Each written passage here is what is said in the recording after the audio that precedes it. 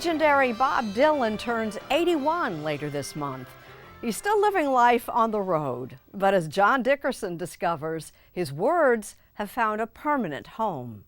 Hey, Mr. Tambourine Man, play a song for me. Bob Dylan's fans have been trying to pin him down since his first album 60 years ago. She said, "You look different."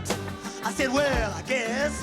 He has fled from classification, changing styles and personas whenever they tried to put him in a box.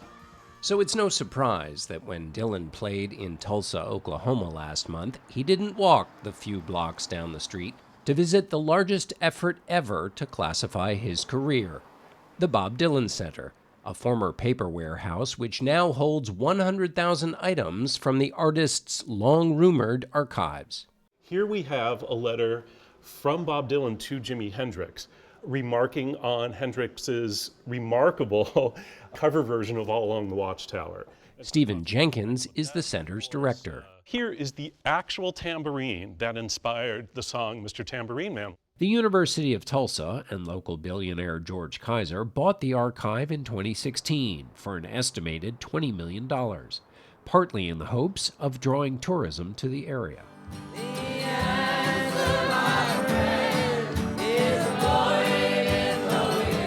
The center is a tour through the history of American popular music that grew out of the hootenannies Dylan joined in Greenwich Village apartments. In 1962, Mel and Lillian Bailey were smart enough to turn on the tape recorder in their living room. I know you sit and wonder why, baby.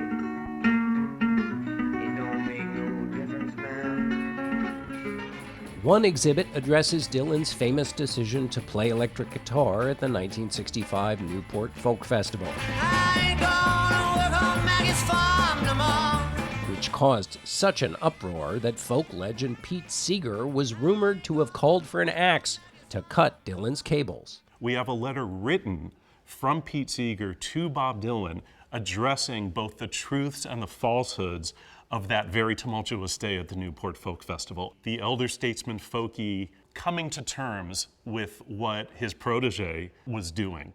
People might think this is an obscure inside story, but what we're really talking about here is who gets to speak the truth and in what form do they get to speak the truth. What you get a sense of is the decisions, the choices that were being made right in the moment. But the great promise of the center is its voluminous manuscripts, notebooks, and tablets offering a window into Dylan's painstaking songwriting craft.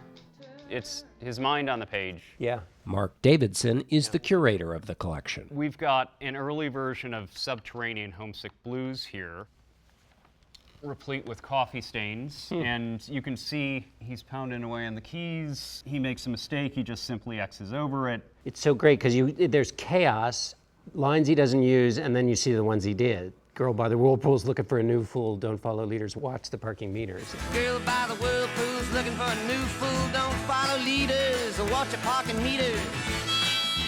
Dylan's songwriting has lured fans of different generations, including your correspondent, who spoke to Robert Siegel of NPR 35 years ago about Dylan's appeal to a new generation. 95% of the music I listen to comes out of the 60s. And 90% of the music I listen to happens to be Bob Dylan. For the times they are a-changing.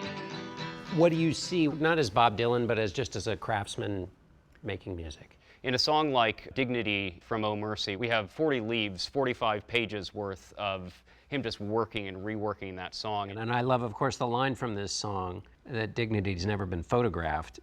In other words, you can't hold it still, and here it's not sitting still either.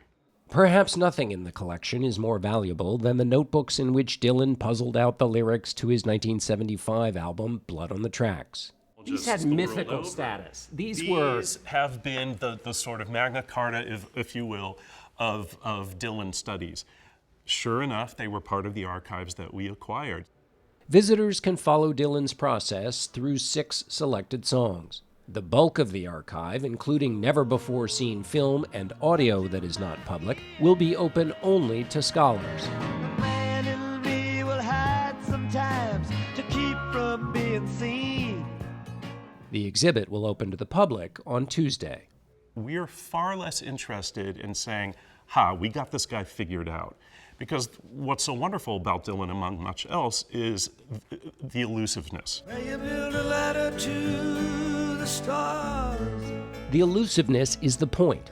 The center affirms Dylan's long-held view that he is the last person to tell you what his songs mean. The chimes of freedom flashing.